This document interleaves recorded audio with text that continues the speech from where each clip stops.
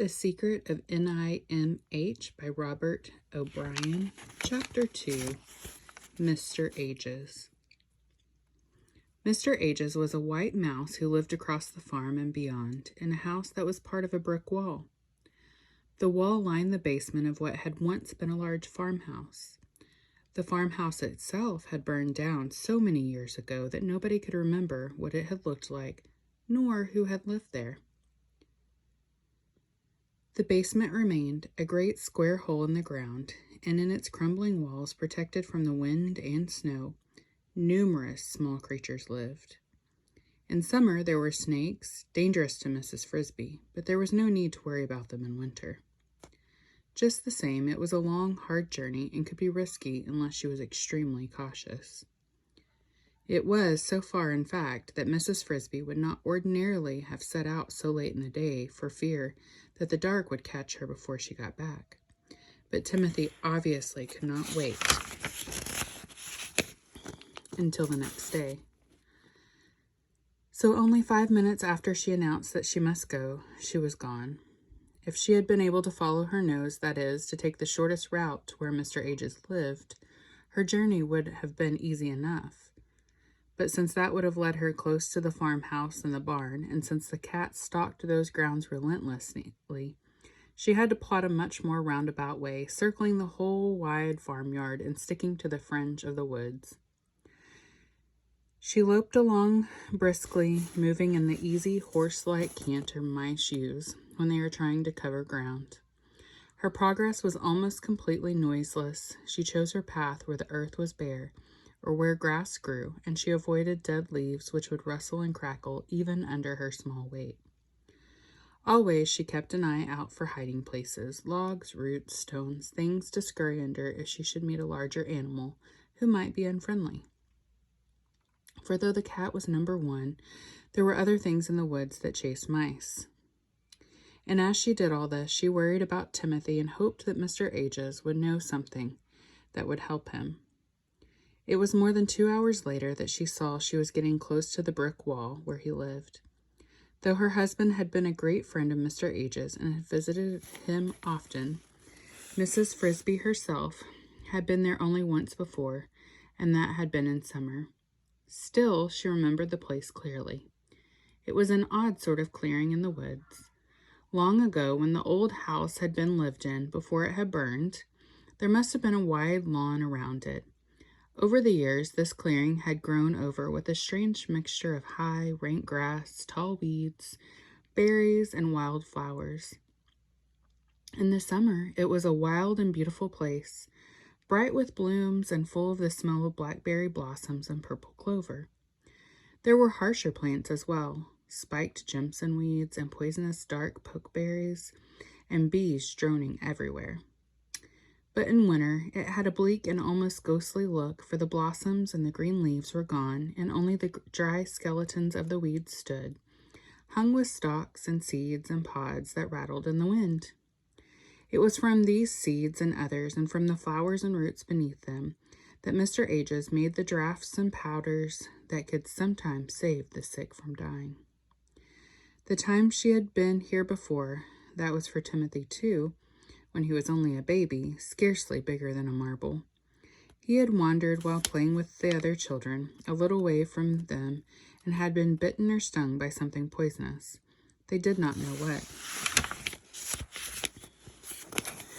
When the others found him, he lay curled in a ball, paralyzed and scarcely able to breathe. That time her husband, Mr. Frisby, had been alive, and between them, taking turns, they had managed to carry Timothy to Mr. Ages' house. It was a sad and frightening journey, and when they arrived, they had been afraid he might already be dead. Mr. Ages looked at him, examined his tongue, felt his pulse, and found a small red lump near his neck. "Spider," he said. "Not a black widow, but bad enough." He had forced a few drops of a milky liquid into Timothy's mouth and held him upright so that it could trickle down his throat, for Timothy could not swallow. In a few minutes, his small muscles had unlocked, and he was able to move his arms and legs. "He'll be all right," said Mr. Ages, "but weak for a few hours." The trip back home had been a happy one, and the other children were wide-eyed with joy to see Timothy alive. Yet Mrs. Frisby thought that this had been the beginning of this frailness.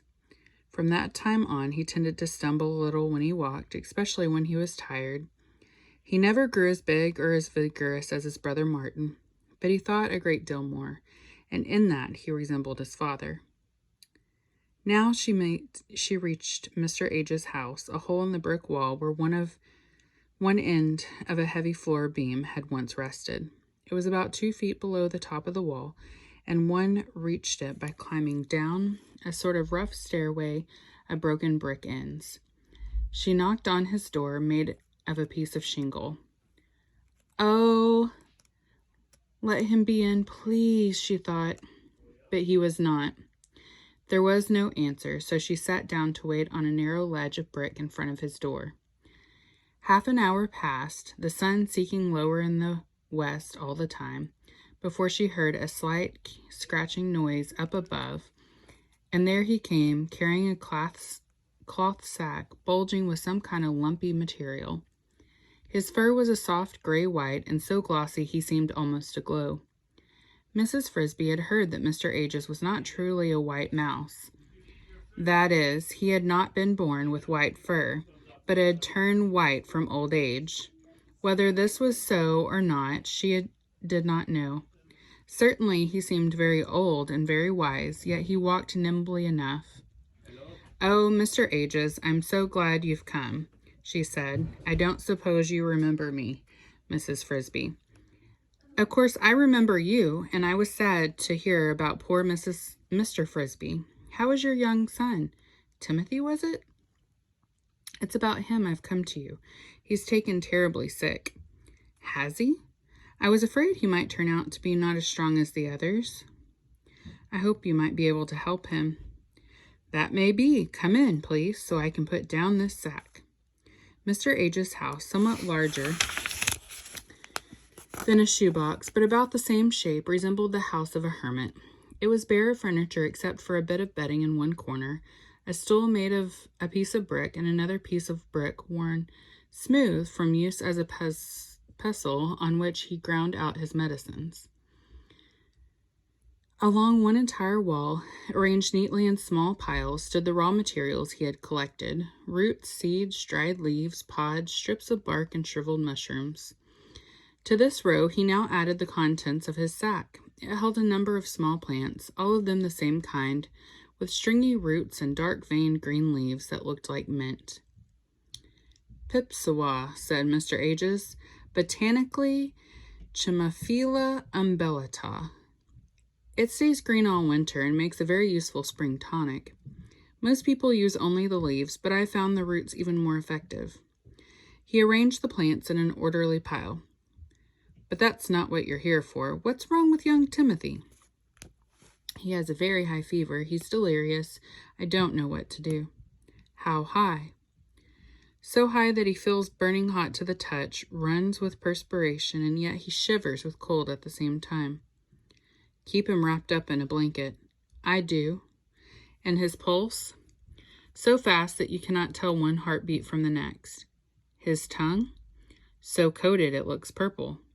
"How does he breathe?" "He breathes very rapidly, and the air rasps in his chest. He said at first that he cannot get his breath." "But he does not cough?" "No." "He has pneumonia," said Mr. Ages. "I have some medicine that will help him, but the most important thing is to keep him warm, and he must stay in bed."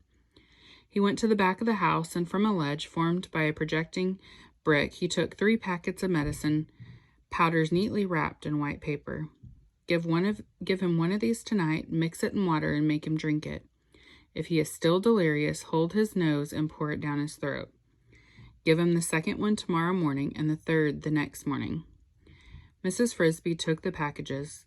"Will he get better?" she asked, dreading to hear the answer.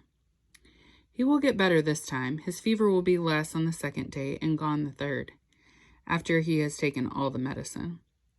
That does not mean he will have recovered.